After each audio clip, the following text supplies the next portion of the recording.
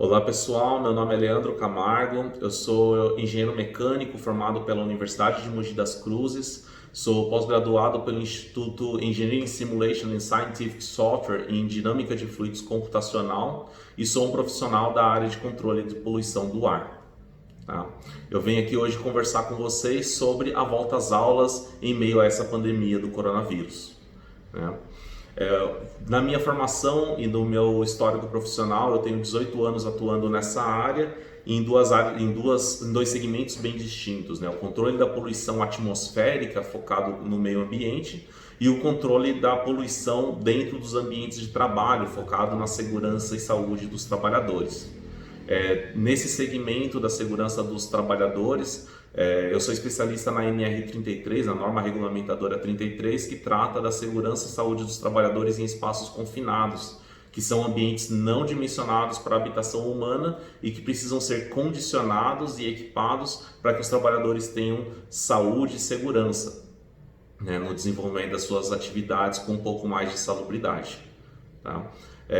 Eu desenvolvi esse artigo que é denominado, né, o método do controle da propagação do coronavírus em sala de aula, após começar alguns estudos, influenciado até pela minha mãe, professora da educação infantil aqui do Alto Tietê, Solange Camargo, e ela me apresentou o Fórum Internacional de Educação, que eu tenho acompanhado, dos núcleos de municípios aqui do Alto Tietê, e as discussões são sempre baseadas nas vacinas, né, que são o grande salvador da pátria, né, o que todos esperamos aí, que sejam desenvolvidas as vacinas que possam imunizar a população e nos dar tranquilidade para circular livremente.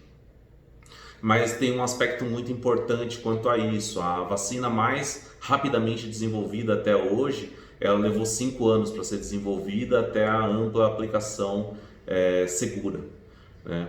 Então, mesmo considerando que todos os países estão desenvolvendo as suas vacinas e que todos os países estão muito engajados nisso, se a gente conseguir uma vacina que atenda amplamente a população em 2, 3 ou 4 anos, já seria um recorde, um resultado muito bom.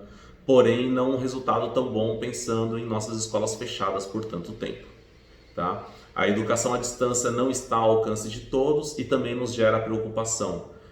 Eu tenho 2 filhas, a Giovana e a Júlia, ambas estão aí engajadas na educação à distância, a escola está adaptada e preparada para fornecer esse ensino, porém são crianças que não estavam habituadas a ficar tanto tempo na frente de uma tela.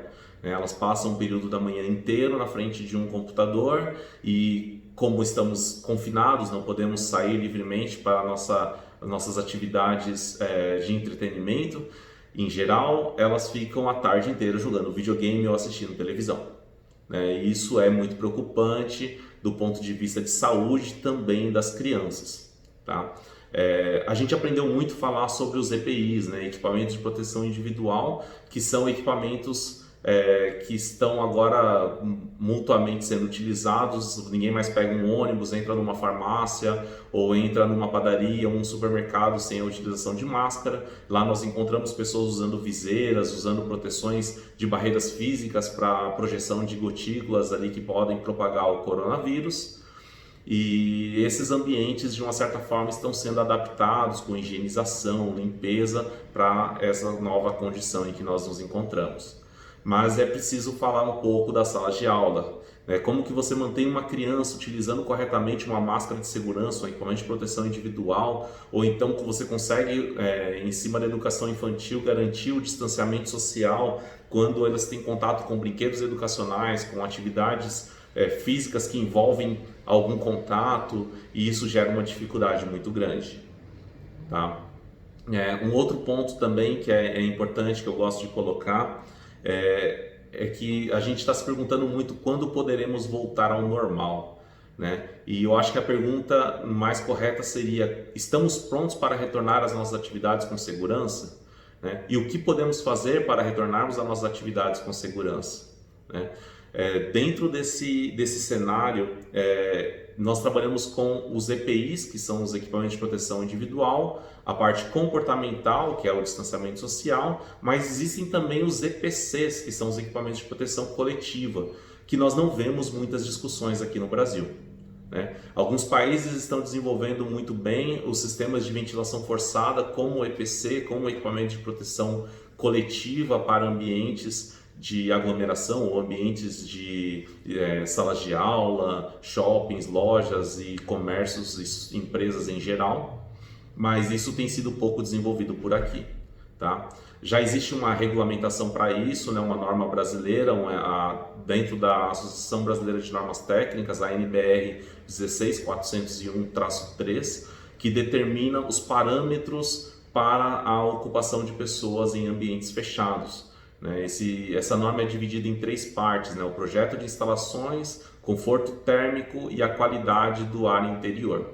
As escolas que têm um pouco mais de recurso, elas investiram no conforto térmico. Elas investiram nessa parte, somente nessa parcela da norma, focadas em instalação de ar-condicionado e, obviamente, né, com a necessidade de economia de energia e o desperdício da energia, né, o controle do desperdício da energia. Essas salas são fechadas, enclausuradas, e o ar-condicionado faz o resfriamento do ar. Mas o condicionamento do ar não é só o resfriamento. Na verdade, existe uma saturação do ar quando o ambiente é fechado pela quantidade de monóxido de carbono que é emitido na própria respiração, né? E até outras partículas, sujeiras, vírus, bactérias que ficam circulando no ambiente. Os vírus e as bactérias, eles não voam, tá? Os vírus e as bactérias, eles precisam estar aderidos a partículas sólidas ou líquidas para ficar em suspensão no ar. E essas partículas, pelo coeficiente aerodinâmico, elas têm a capacidade de permanecer em suspensão durante horas, né? Muitas dessas partículas, dependendo da sua característica. Existem alguns estudos que estão sendo desenvolvidos no mundo sobre PM2,5, que são partículas respiráveis, né? E isso está muito focado na indústria, mas a gente tem que trazer isso também agora para as salas de aula, né? Então essas escolas que se adaptaram para o conforto térmico, de uma certa forma elas ignoraram a qualidade do ar, o controle da qualidade do ar, e não se atentaram também à primeira etapa, que seria o projeto dessas instalações. A Anvisa fez algumas revisões atuais, focadas, é claro, na Agência Nacional, né, de Vigilância Sanitária, na saúde. Então, os hospitais, clínicas, ambientes de confinamento, de tratamento de pacientes, essas atualizações foram feitas recentemente e nós esperamos que com as atualizações das normas internacionais também a ABNT faça a atualização aí das NBRs voltada aí para a qualidade do ar dentro desses ambientes, incluindo as salas de aula, tá? Já existem parâmetros, como eu comentei, e que não são respeitados, né, para essas condições. Muitas escolas não têm nem janela para ventilação e portas adequadas para a circulação do ar. Eu comentei que a minha formação é de engenheiro mecânico, formado na Universidade de Mogi das Cruzes, mas a minha formação começou na educação infantil, né, e foi até o ensino médio na Escola Estadual Alfredo Roberto, na Casa Branca, em Suzano, né? E lá eu conheci bem o que é uma estrutura de uma escola antiga e tentando se adaptar para atender as atuais necessidades aí dos nossos adolescentes e crianças, né? Falando um pouquinho mais sobre a parte dos equipamentos, o que é um EPC, um equipamento de proteção coletiva, né? A ventilação industrial, a ventilação forçada, ela tem um foco nas trocas de ar de um ambiente confinado, onde há a saturação desse ambiente, e essa troca de ar deve ser feita da forma correta, da forma segura, né? Nesse artigo que eu publiquei, eu coloquei bastante informação técnica para permitir que outros projetistas e engenheiros desenvolvam também os seus trabalhos com base nessa publicação. E esse trabalho ele foi muito direcionado para as condições necessárias para esses equipamentos, o que é necessário levar em consideração para esses projetos. Não existe ainda uma planta piloto, né, dessas instalações, e a gente precisa comprovar a eficácia do abatimento aí dessas partículas e suspensões, da renovação de ar, e mostrar na prática que isso vai gerar uma segurança maior para voltarmos às aulas. né? Então eu conto com o apoio de todo mundo, é importante envolver a comunidade nisso, os professores, diretores, coordenadores pedagógicos, coordenadores educacionais, os nossos vereadores, prefeitos, governadores e até mesmo a dirigência presidencial. Todo mundo precisa estar envolvido nas soluções para a sala de aula, né? As secretarias e os ministérios todos, eu sei que todos estão individualmente buscando soluções, cada um no seu patamar, mas eu acho que está faltando um pouco essa comunicação, porque a solução ela não pode ser única. A gente não pode apostar todas as fichas em uma única solução. A gente tem que abranger aí todas as soluções necessárias para que esse conjunto de soluções dê segurança para a gente. Basicamente, esse sistema de ventilação e exaustão combinado, ele faz o insuflamento de um ar limpo, ele tem que ser filtrado, até porque o ar ambiente, né, o ar externo, ele nos centros urbanos, ele possui ali uma concentração alta muitas vezes de particulado, poeira, monóxido de carbono e outros poluentes, vírus e bactérias, e ele tem que ser condicionado para ser insuflado dentro das salas de aula, e de uma certa maneira também é necessário fazer a exaustão do ar ambiente dentro da sala, então a retirada do ar contaminado da sala, para garantir a troca de ar, que vai causar também, além dos benefícios adicionais, né, o conforto térmico, que abaixa os níveis de estresse, cansaço, sonolência dos alunos e professores, mas também ajuda a controlar a quantidade de vírus, bactérias e poluição suspensa dentro desses ambientes, tá? O sistema de exaustão também precisa de filtragem, então esse sistema ele não pode simplesmente descarregar o ar em uma área comum, em um corredor ou em alguma área de circulação, sem a devida filtragem, sem o devido direcionamento, né? Então esse projeto ele acaba sendo um projeto um pouco mais complexo, não é tão simples quanto simplesmente instalar um ventilador em uma janela ou instalar um exaustor em uma porta ou um forro de uma sala de aula. Até porque muitas salas de aulas nem possuem essa estrutura para a instalação desses ventiladores. A Índia é um país que tem se desenvolvido muito na aplicação de simulações computacionais para provar a eficácia, né, a eficiência da distribuição e a purga desse ar contaminado de dentro de ambientes fechados, como sala de aula. Os Estados Unidos têm evoluído um pouco também, vi algumas publicações também na Europa, mas aqui no Brasil a gente precisa fomentar um pouco isso. Tá? Essa discussão.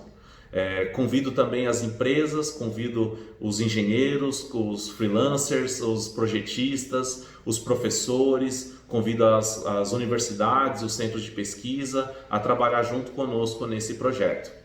A ideia é criar uma planta piloto, instalar essa planta piloto, provar a eficácia dessa planta piloto para dar o conforto e a segurança para que a gente possa, de fato, colocar os nossos filhos de volta numa escola, nossos profissionais de saúde possam retornar sentindo toda a segurança, tudo que é necessário para que eles voltem às suas atividades. Tá? Esse é um efeito complementar, né? Eu diria que essa é uma atuação complementar, ela não descarta a utilização dos equipamentos de proteção individual e nem da necessidade do controle do distanciamento social, mas a gente sabe que devagarinho a gente vai relaxando alguns desses fatores, a gente acaba permitindo, se acostumando com o risco e até mesmo sendo um pouco displicente nesse caso com a utilização dos equipamentos de proteção individual, principalmente as crianças, né, como eu comentei no início aqui desse vídeo. Então, os equipamentos de proteção coletiva precisam estar funcionando de forma correta e eficiente para que nessas pequenas falhas do dia a dia a gente consiga criar proteção ali para os nossos filhos e para toda a população em geral. É importante lembrar que as crianças, mesmo tendo aí baixos sintomas, ou até mesmo nenhum sintoma, né, a partir da contaminação, mas elas podem ser transmissores do vírus, elas podem levar esse vírus adiante, e aí os pais, avós e pessoas da classe de risco, né, elas podem ser contaminadas pelas crianças e adolescentes que vão estar circulando. Tá? O isolamento social gera muito estresse, a gente sabe que o retorno à sala de aula pode gerar também e vai gerar muito estresse. A gente fala do estresse tóxico, isso está sendo muito discutido, mas também existe o estresse das crianças que estão confinadas sem conseguir ter um adequado convívio com outras crianças e a evolução dessas crianças, a educação a longo prazo vai sentir muito com isso, né? Sem contar com o que eu comentei sobre as telas e esses recursos que estão sendo utilizados que hoje já tem demonstrado aí alguns problemas emocionais em muitas crianças, tá bom? Eu conto com o apoio de todo mundo, eu estou colocando junto com esse vídeo um link desse meu trabalho, dessa minha publicação e os meus contatos. Eu espero que trazer bastante gente engajada aí também comigo nessa tarefa. A minha empresa está me apoiando, eu sou o diretor técnico da Floweng, né? E a empresa está me apoiando nesse desenvolvimento desse trabalho, mas para atender de forma ampla aí toda a demanda que nós temos de escolas pelo Brasil, é preciso que todas as empresas que têm condição, que têm conhecimento, que têm capacidade produtiva, se engajem também nessas atividades, nessas tarefas, para que juntos a gente consiga atender aí todas as escolas e todas as crianças e adolescentes, tá bom? Muito obrigado, espero ter sido claro aqui na minha explicação e fico à disposição de quem estiver interessado, basta me procurar aqui pelos links e a gente vai ter uma boa evolução desse assunto e com certeza um sucesso na implementação. Obrigado.